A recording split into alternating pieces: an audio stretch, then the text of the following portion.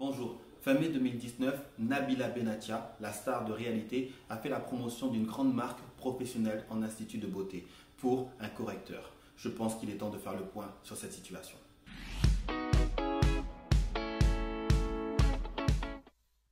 Bonjour, comme je vous disais en préambule, en mai 2019, Nabila Benatia, la star de réalité qui est connue pour son fameux Allô, non mais allô quoi, ou t'es une fille, t'as pas de shampoing, ou t'es une fille, t'as des cheveux, t'as pas de shampoing, bon enfin je m'en souviens plus de son truc, a fait la promotion pour une marque professionnelle spécialisée pour les instituts de beauté. Je m'excuse de ne pas pouvoir la citer, mais je n'ai pas envie de me faire striker cette vidéo, parce que ce que je dis ou que ma femme dit n'engage que moi et bien évidemment notre avocat. La liberté d'expression a sa limite et elle se situe à mon porte-monnaie. Et comme il n'est pas extensible à l'infini, voilà, je dois faire attention maintenant. Et oui, je sais, c'est triste. On est en France et on est en 2019. Ceci étant dit, connaissez-vous cette situation? Une cliente arrive et elle sort son téléphone portable, elle vous dit « C'est mon mariage, je voudrais ce maquillage ». Et là, vous la regardez, vous regardez la photo qu'elle vous montre et vous lui expliquez que ça va être très compliqué de faire ce maquillage parce que ce qu'elle vous montre ne va pas du tout à sa forme de visage, à sa carnation, etc., etc., etc. Et là, la cliente vexée tourne les talons, elle s'en va en disant de toute façon, si vous ne pouvez pas le faire, je trouverai quelqu'un qui saura. Quelque part, elle a remis en cause vos compétences. Vous ne pouvez même pas discuter avec elle parce que la plupart du temps, elle a l'impression que vous n'êtes pas, vous, la professionnelle de la beauté. Pourquoi? Parce que son influenceuse s'est assise sur votre trône à vous. L'influenceuse qu'elle suit lui donne des tutos beauté. L'influenceuse qu'elle suit lui donne des conseils pour savoir se maquiller, etc. Alors oui, on parle aujourd'hui principalement dans le monde du maquillage, mais l'introduction de Nabila Benatia dans le monde de la beauté professionnelle veut dire que petit à petit, les autres stars de télé-réalité vont s'engouffrer.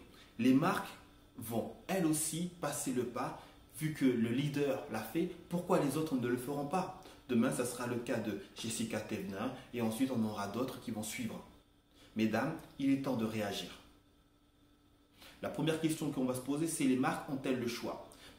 Une marque est une société. Et le but d'une société, c'est quand même gagner de l'argent. Oui, les marques veulent proposer des produits efficaces, etc. Certes, mais aussi elles veulent gagner de l'argent. Parce que, mesdames, il y en a beaucoup d'entre vous qui font ce métier par passion. Parce qu'elles aiment leur métier, elles aiment ce qu'elles font. Et gagner de l'argent devient quasi une condition secondaire. Mais la passion ne paye pas. On fait ce métier par passion, mais la passion du métier ne paye pas. Il faut avoir un esprit, à un moment donné, mercantile. Il va falloir vouloir gagner de l'argent. Et pour gagner de l'argent, il va falloir devenir, mesdames, vous-même des influenceuses. Alors, il est bon de se poser la question suivante. Les marques ont-elles le choix? Y a-t-il une influenceuse professionnelle beauté, issue du monde de la beauté, une gérante d'institut, une esthéticienne professionnelle qui se met en avant? J'ai peur que non ou pas assez. Il y a 50 ans, ça existait. Lorsque je me promène sur Paris avec ma tata Fatia qui me raconte des histoires des grandes dames de l'esthétique, de la cosmétique, comme Ella Baché et ses histoires, c'est juste magnifique ce qui se passait pendant une époque à Paris. Et pourtant, ce n'est pas si lointain, ce n'est pas si loin de nous. Il y avait de grandes dames de la cosmétique et de l'esthétique. Elles sont passées où? Que sont-elles devenues? Donc ça existait. Et je veux vous dire la phrase suivante. On croit souvent que c'est difficile parce qu'on ne le fait pas. Mais moi je vous dis, c'est parce que vous ne le faites pas que c'est difficile. Pour celles qui me connaissent, qui sont venues avec moi en formation ou qui ont assisté à l'un de mes séminaires, je vous alerte là-dessus.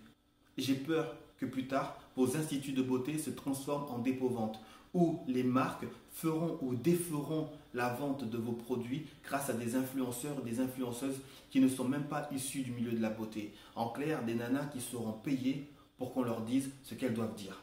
À ce sujet, je vous envoie vers une vidéo du fil d'actu qui s'appelle « Les influenceurs sous influence ». Le lien dans la description, bien évidemment. Pour celles qui m'ont vu en séminaire, ça fait longtemps que je tire la sonnette d'alarme en disant qu'il faut absolument qu'une nana issue du milieu de la beauté professionnelle prenne le lead en communication. Pourquoi? Parce qu'il y a urgence. Ce sont des personnes qui ne connaissent pas votre métier, qui parlent de votre métier et qui font et défendent votre image. Ce que je veux, c'est que dans un an, on puisse faire au milieu des Champs-Élysées, un soir de pleine lune, une épilation à 1000 €. Certaines vont dire 1000 € Adama, c'est hyper cher, mais d'autres vont comprendre pourquoi je veux faire ce coup. Parce qu'au-delà de la com, cela va valoriser le métier. Et donc, valorisation du métier, valorisation de vos salaires. Valorisation de vos salaires, valorisation de vos rémunérations pour les gérantes. Vous allez pouvoir proposer des prestations à des coûts beaucoup plus importants. Faire moins d'heures et gagner plus d'argent. Pourquoi? Parce que votre métier va monter. Allez, je prends le pari. S'il y a une esthéticienne que ça intéresse, qu'elle n'hésite pas à me contacter. Et s'il y a une marque spécialisée dans la cire qui veut se faire un beaucoup de com, n'hésitez pas à rentrer en contact avec nous. On montera cette opération. Car tout le métier pourra en bénéficier. Tout le métier.